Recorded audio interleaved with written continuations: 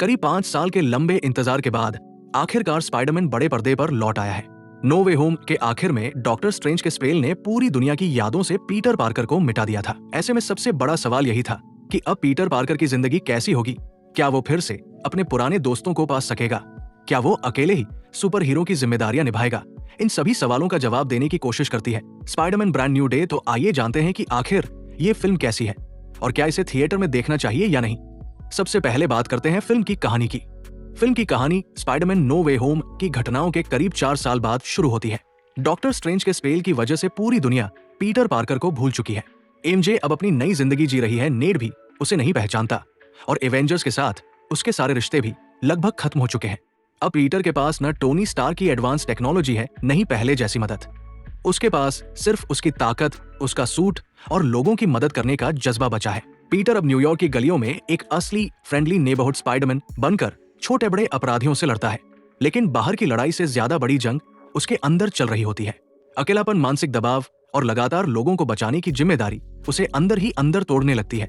दूसरी तरफ Bruce banner यानी हल्क भी कहानी में अहम भूमिका निभाते हैं और पीटर को समझाने की कोशिश करते हैं कि हर लड़ाई सिर्फ ताकत से नहीं जीती जाती। वहीं येलेना बेलवा भी कहानी का हिस्सा बनती है और कुछ अहम मौकों पर पीटर का साथ देती है। लेकिन कहानी पूरी तरह बदल जाती है जब एंट्री होती है फिल्म की सबसे बड़ी विलेन जीन ग्रे की। उसकी ताकत सिर्फ शारीरिक नहीं बल्कि मानसिक भी है। वो लोगों के दिमाग में घुसकर उनकी यादों और भावनाओं से खेल सकती है।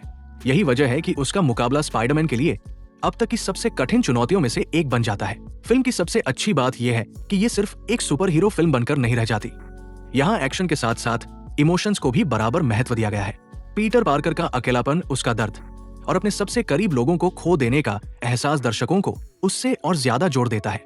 यही स्पाइडरमैन की सबसे बड़ी पहचान भी है कि वो बाकी सुपर हीरोज की तरह परफेक्ट नहीं है, बल्कि एक आम इंसान की तरह गलतियां करता है, दुखी होता है और फिर दोबारा खड़ा होने की कोशिश करता है। फिल्म में पनिशर, हल्क और स्कॉर्पियन जैसे किरदारों का स्क्रीन टाइम भले ही ज्यादा नहीं है, लेकिन जब भी ये स्क्रीन पर आते हैं फिल्म का क्लाइमैक्स काफी दमदार है।